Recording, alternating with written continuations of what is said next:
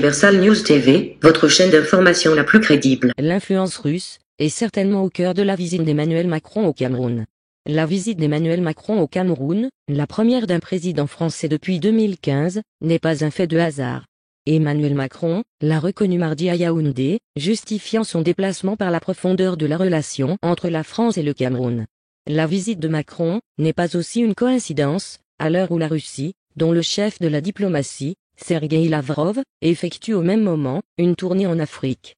Mais comment bien comprendre les enjeux liés à la visite de Macron au Cameroun et en Afrique? Suivons maintenant le décryptage de la situation, par Albert Anatolaïssi, qui est sur le plateau de Steve Jocelyn Goss. Suivons. Et notre grande interrogation du jour, eh bien, commençons déjà par la diplomatie Macron au Cameroun. Pour quel intérêt? Diplomatie Macron au Cameroun, pour quel intérêt? En tout cas, nous nous interrogeons. Eh bien, mesdames, messieurs, Emmanuel Macron, eh bien, quels sont d'ailleurs les enjeux de la visite d'Emmanuel Macron auprès justement de ce pays cher à notre cœur, le Cameroun? Emmanuel Macron, jupitérien devenu vulcain, entame donc sa tournée africaine depuis qu'il a été piètrement réélu en avril dernier. Première étape, le Cameroun. Emmanuel Macron doit rencontrer le patriarche Paul Biya, qu'il a affirmé devant Mbado qu'il mettait la pression sur lui pour libérer les opposants et qu'il devait régler le problème de la crise dans les régions anglophones. L'heure était le retour de l'Élysée d'une politique africaine centrée prioritairement sur la défense des intérêts de la France sur le continent noir. Lorsque nous parlons justement des intérêts de la France sur le continent noir, on se pose des questions. Quels intérêts la France est-elle l'Afrique? Eh bien, Emmanuel Macron va se rendre au Cameroun, puis au Bénin et en Guinée-Bissau du 25 au 28 juillet. Donc, à partir de ce soir, eh bien, on nous fait savoir qu'Emmanuel Macron arrivera à l'aéroport de Yaoundé-Simalène à 22 h, heure locale. Oui, dès le départ, déjà, on nous disait que c'était à 20 h. Finalement, ce lundi, on nous dit que ce sera à 22 h. Pourquoi avoir choisi l'heure de 22 h? En tout cas, on nous fait savoir que cette tournée africaine a plusieurs enjeux et devrait notamment permettre à ce dernier, on parle d'Emmanuel Macron, d'appliquer une nouvelle politique sur le continent. Quelle est donc la place de la France face aux nouvelles puissances en Afrique? Et surtout, Emmanuel Macron nous avait dit qu'il n'est pas là pour ressasser le passé colonial, le passé de la France sur le continent. Mais pourtant, qu'est-ce qu'il vient faire sur le continent africain, justement réélu piètrement en avril dernier, quand on sait pertinemment que l'Afrique bouge ces derniers temps? Eh bien, pour répondre à nos questions, nous sommes avec Albert Anatolaïssi, journaliste d'investigation, et le directeur de publication du journal Le Cactus. Albert Anatolaïssi, bonjour, bienvenue à vous.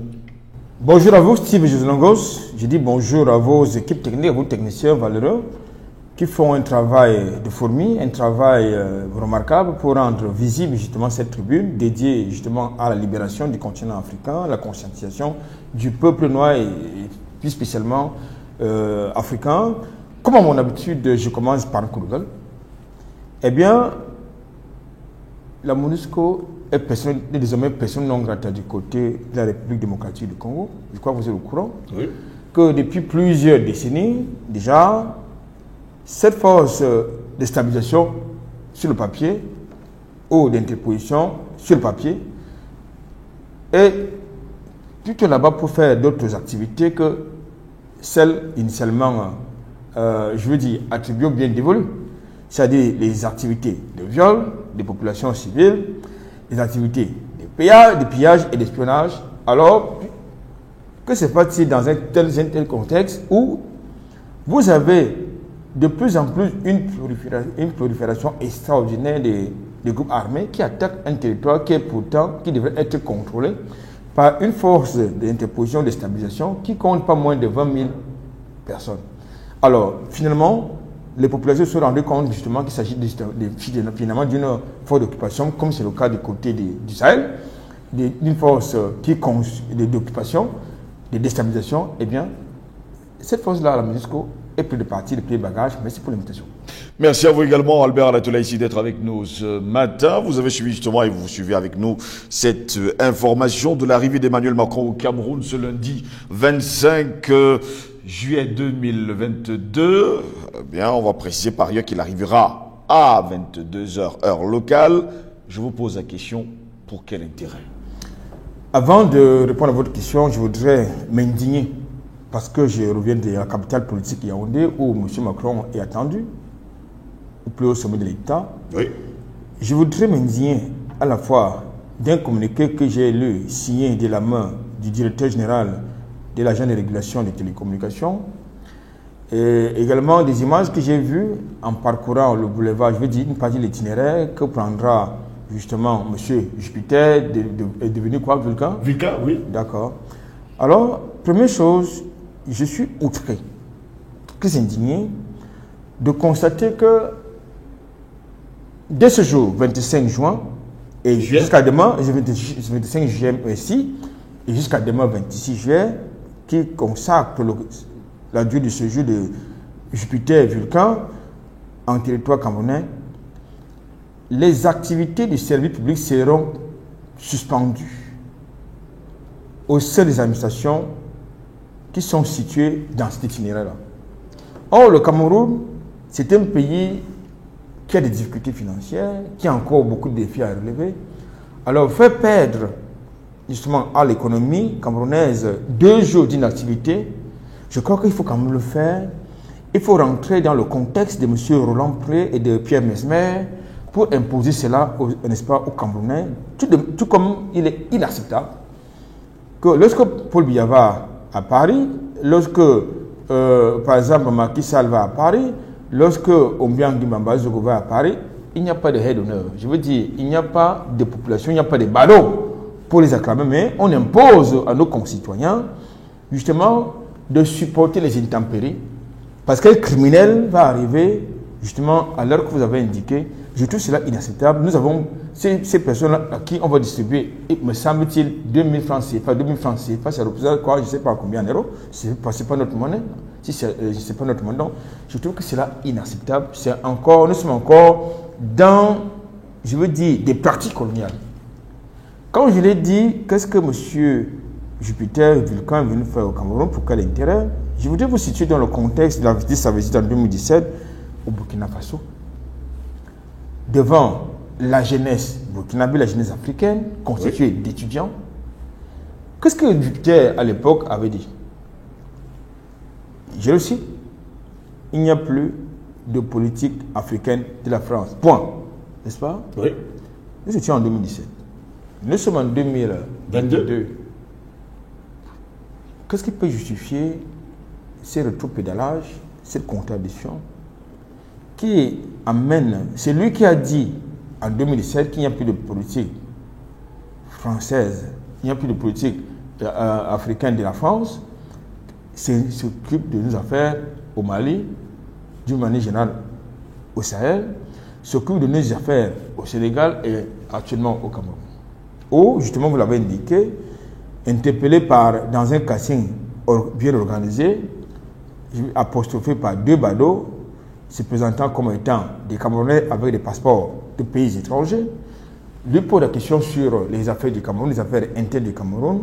M. Jupiter Vulcain a dit qu'il va appeler Paul Biya pour lui donner des instructions, pour lui faire pression relativement à la crise, justement, la crise sécuritaire dans les régions du nord-ouest et du sud-ouest du Cameroun, et surtout en ce qui concerne certains opposants et leurs militants du côté du Cameroun qui ont été, j'allais dire, mis en détention préventive pour des faits, des délits communs, des droits communs.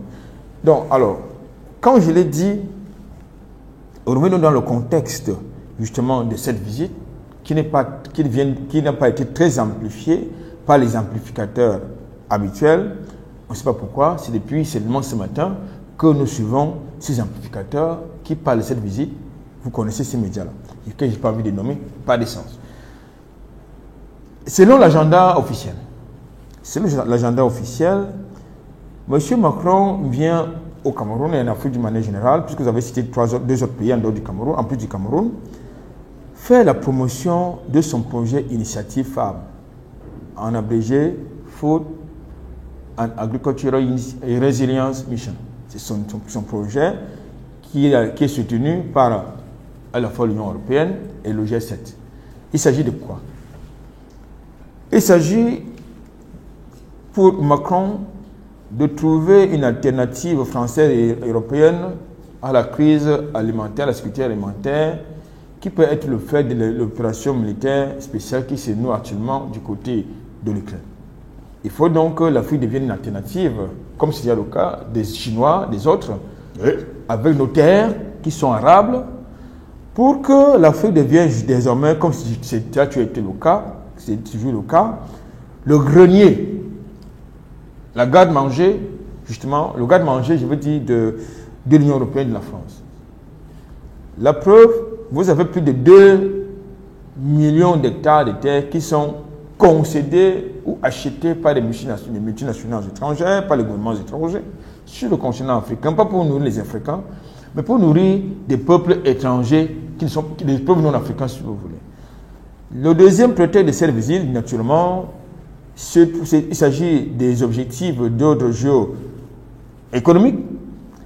Vous allez constater que de plus en plus les multinationales françaises perdent justement de grosses parts de marché dans mon pays, le Cameroun. Oui. De 40%, il y a un peu plus de 20 ans, les parts de marché dédiées aux multinationales françaises tournent autour de 10%, d'après les statistiques que je n'ai pas vérifiées.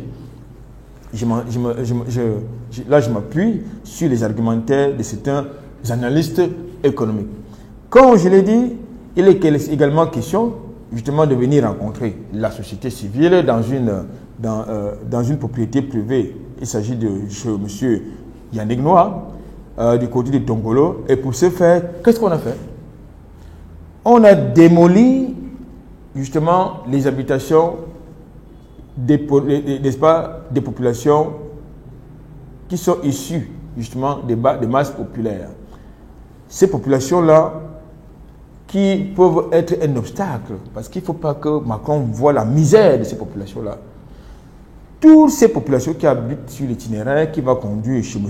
Yannick Noah ont été déguerpies sans être indemnisées, sans être indemnisées, ont été carrément déguerpies, sans avoir un autre lieu de recasement. Voilà donc les actes forts qui précèdent l'arrivée du président d'un État dit des Lumières, des libertés et des respect des droits de l'homme. Voilà donc ce qui est posé comme acte. C'est-à-dire qu'on viole de manière souveraine, au nom des institutions légales établies, au nom de l'arrivée d'un criminel, il faut le dire parce que j'y reviendrai, pourquoi est-ce que c'est un criminel. Alors, on envoie dormir la belle étoile et en période pluvieuse de nobles citoyens, de simples citoyens ordinaires comme vous et moi, ce qui est inacceptable naturellement. Comme je l'ai dit, je voudrais quand même vous dire, et je vais également vous dire une chose, il a dans ses bagages une certaine société civile. Également, qui va rencontrer quelques journalistes, quelquefois de renom, que nous respections, du moment qu'ils n'étaient pas corrompus, puisque c'est le cas. Eh bien, c'est pour dire quoi? C'est pour justement, comme d'habitude, que ces journalistes, ces sommités, n'est-ce pas, du monde, du milieu sportif, de la culture, des médias, viennent justement servir de faire valoir. Ça ne passera pas, ça ne peut pas passer. Il est question de venir également faire le suivi, paraît-il, des recommandations de la fameuse imposture de Montpellier à travers justement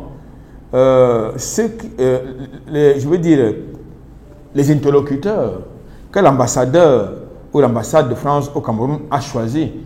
C'est des jeunes Camerounais qui ont été choisis pour être les amplificateurs de la politique française dans mon pays. C'est donc une société civile qui est corrompue. J'ai entendu certains donner la voix, comme celle qui est au rédac. Je parle de Maximilien Ngombe, entre autres. Donc, quand je l'ai dit, nous l'avons déjà dit en tant que panafricaniste. Quand je dis nous, je ne suis pas des panafricanistes, c'est un non-événement. Dès lors que ça ne pose pas sur la table des sujets qui fâchent. Les sujets qui fâchent, c'est notre souveraineté politique, notre souveraineté économique, parce que c'était l'engagement pris par De Gaulle qui est son modèle. Après que, n'est-ce pas, les tirailleurs, ce qu'ils ont appelé les tirailleurs, aient libéré justement à la fin de l'Allemagne nazie,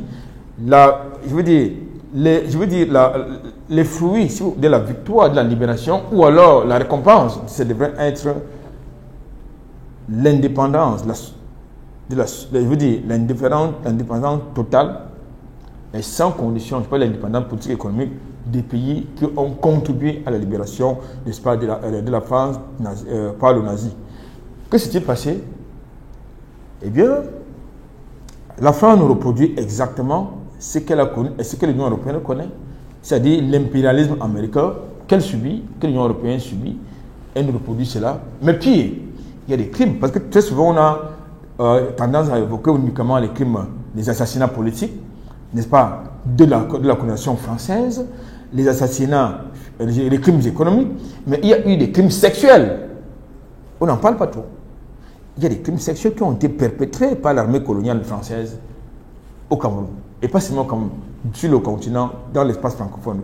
Donc je pense qu'il est important que si Jupiter Vulcain peut nous être utile, c'est qu'il met sur la table ces sujets qui sont considérés tabous, c'est-à-dire l'indépendance totale de notre diplomatie, c'est-à-dire l'indépendance économique, l'indépendance politique. Deuxième chose, comme met sur la table ce fameux contentieux historique, parce qu'il faut quand même qu'on sorte des placards les dossiers relatifs aux crimes politiques, aux assassinats politiques de la France coloniale.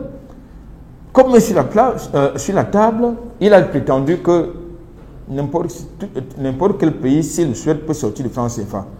Ça, c'est le discours. Ça, c'est le discours. Mais il me semble que Sankara, en son temps, a tenté de sortir de France CFA. Nous connaissons le sort qui lui a été réservé. Nous avons un contemporain, pas très loin du Cameroun, je parle du professeur Arkan Touadéra, qui est en train de faire des mains de pied pour sortir du nazisme monétaire auquel est soumis son pays et son peuple. Justement, qu'est-ce qu'on fait? On met la BA, qui est tout, sauf une banque centrale, met le veto parce qu'il y a à l'intérieur 3 locodermes qui ont droit de l'espace de veto. Comme je l'ai dit, j'ai envie pour terminer pour ce premier jet, Steve Jilongos, Macron est en train, en venant au Cameroun, souvenez-vous, il a dit,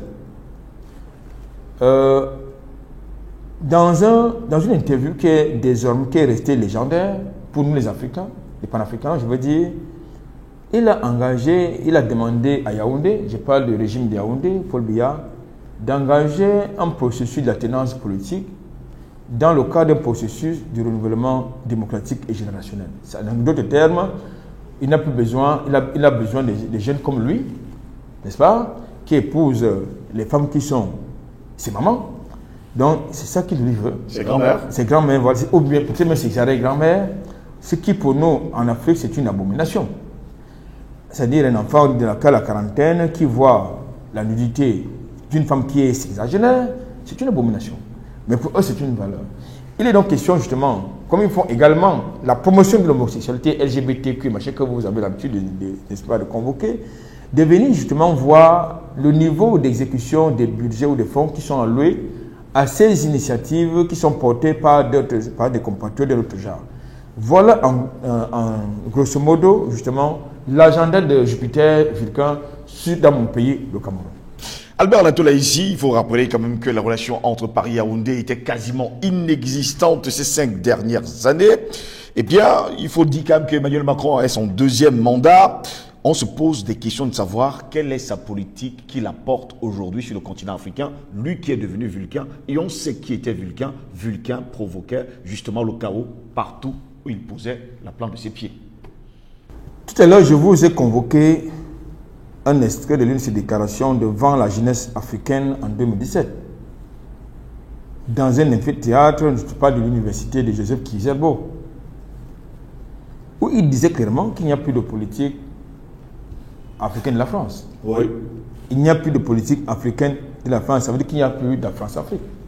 Mais nous savons que la rampe, le point d'ancrage de l'arrivée de Macron dans mon pays et dans d'autres pays africains, c'est la France-Afrique. La France-Afrique qui est, comme vous le savez, une institution coloniale, puis néocoloniale, qui est l'illusion de la coopération entre la France et les Africains, qui en fait n'est pas, qui en fait entretient quoi? L'ingérence, qui permet à la France de maintenir sa politique d'ingérence dans nos affaires.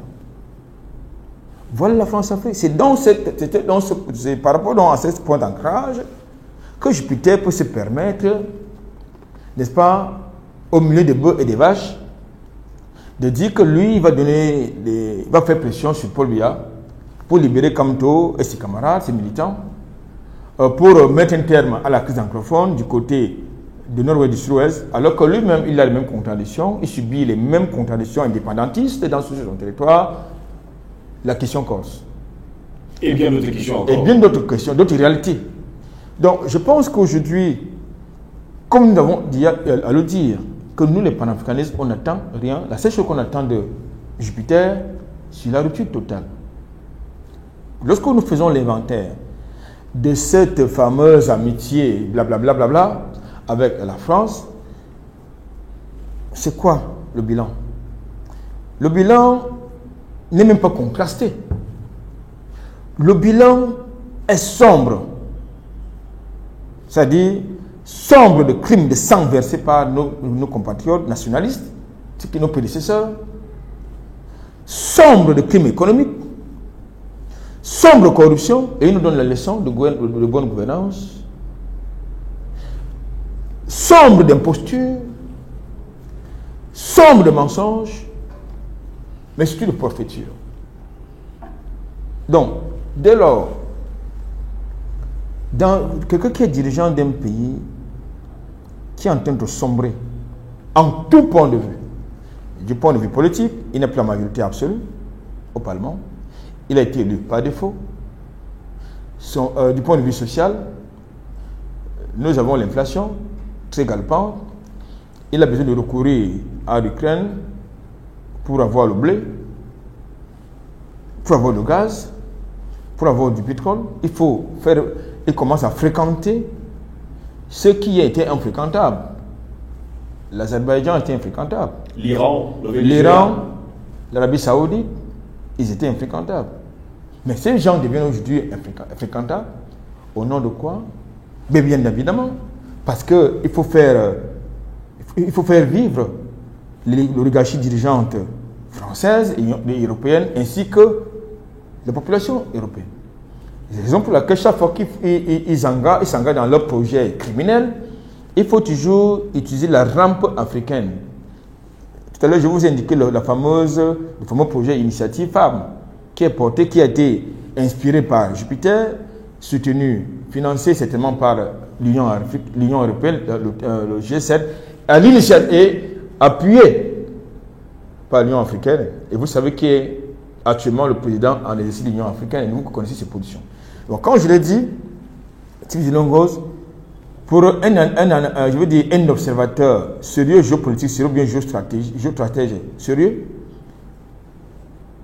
franchement, moi j'ai plutôt peur du contraire, comme vous l'avez tout à l'heure dit, que Vulcain n'apportait que du chaos partout où il mettait les pieds. Et nous avons vu, en France, ce qu'il a apporté comme chaos politique, chaos social, chaos économique, chaos sanitaire, bref, chaos du point de vue de la gouvernance, parce qu'il a quand même été cité dans des affaires de corruption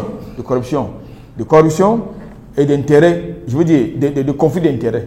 Donc, c'est pour dire quoi? C'est pour dire que lorsque vous avez donc ces gens qui vous font de la morale, qui vous donnent des leçons et qui arrivent et qui ont tenu des propos, je veux dire, déplacés, dénigrants, n'est-ce pas, dénigrants contre à la fois nos institutions et qui les incarnent, vous dites, mais j'ai l'impression que ces gens ils ont la mémoire très courte.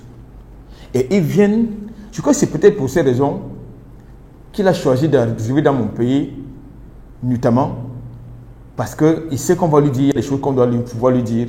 Quand il dit nous les panafricanistes, nous les nationalistes, nous les révolutionnaires, il y a des choses qu'on doit pouvoir lui dire en face et qu'il doit pouvoir accepter de comprendre, d'entendre. Alban Latola, ici pour sortir de cet entretien, il faut préciser par ailleurs que, d'après une enquête initiée par Panafricaniste TV, les panafricanistes eux-mêmes sur le triangle national camerounais, plus de 79 personnes ne veulent pas de Emmanuel Macron sur le sol camerounais. Dans une précédente émission, je vous indiquais que nous avons justement fait une enquête d'opinion par rapport à l'arrivée de Jupiter au Cameroun.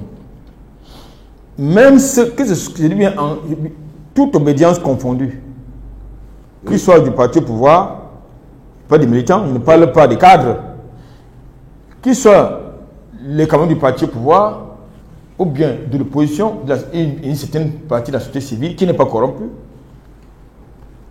beaucoup ne veulent pas de l'arrivée de Macron, et ils ne veulent pas de l'arrivée de Macron sur le continent, en tout cas au Cameroun, pour les raisons que nous avons tout à l'heure convoquées.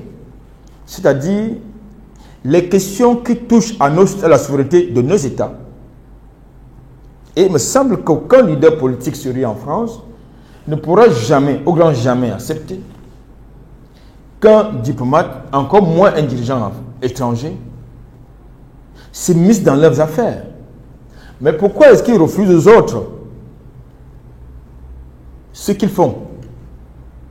Donc, c'est pour laquelle j'ai l'habitude de dire que nous devons, en tout point de vue, dis bien en tout point de vue, établir le principe de réciprocité. Une dernière question, Albert Anatola, ici.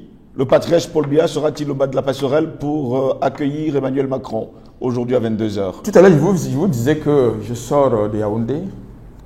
J'ai rencontré des personnes assez très bien placées qui m'ont fait comprendre que Paul Biya ne sera pas la passerelle. C'est un patriarche. C'est un patriarche. Et un patriarche, ça ne se dépasse pas n'importe comment. Les dernières fois que Paul Biya est allé en France, en visite officielle, en visite d'État, il n'a pas été accueilli par un président, par le président de la République. Il a été souvent accueilli par un officiel qui pouvait se résumer soit qui pouvait être l'ambassadeur de France, qui pouvait être le ministre des Affaires étrangères, mais jamais pas le président de la République lui-même. Mais pourquoi est-ce qu'on ne devrait pas envoyer à Macron le jeune Belambela l'accueillir, c'est-à-dire le ministre des Nations extérieures, ou bien pourquoi on ne devrait pas envoyer, par exemple, au meilleur des cas, le Premier ministre, chef du gouvernement, et je crois que c'est le Premier ministre du gouvernement, avec l'accompagnement de l'ambassadeur de France du Cameroun, du ministre des Relations extérieures, peut-être éventuellement avec justement le ministre d'État, secrétaire général de la République. Je crois que c'est comme ça que ça c'est justement le format qui est par rapport aux informations que j'ai eues depuis hier, ce sont les personnalités qui vont l'accueillir à l'aéroport. Selon de nombreux observateurs, la visite du président français entend répondre à un rejet croissant de la France en Afrique et aussi au Cameroun. Cette visite d'Emmanuel Macron arrive à un moment où une espèce de vent souffle sur le continent africain, particulièrement dans les pays d'Afrique francophone. Un vent panafricaniste, qui condamne le passé colonial de la France, souffle de plus en plus en Afrique. Ici, Christine Muriel, pour Universal News TV. Merci de suivre Universal News TV sur YouTube. Nous vous rassurons que les informations que nous diffusons au quotidien sont suffisamment crédibles. Alors, n'hésitez pas à liker la vidéo si elle vous plaît, et si vous êtes nouveau sur la chaîne. N'oubliez pas de vous abonner et d'activer la cloche de notification pour ne pas rater nos prochaines vidéos.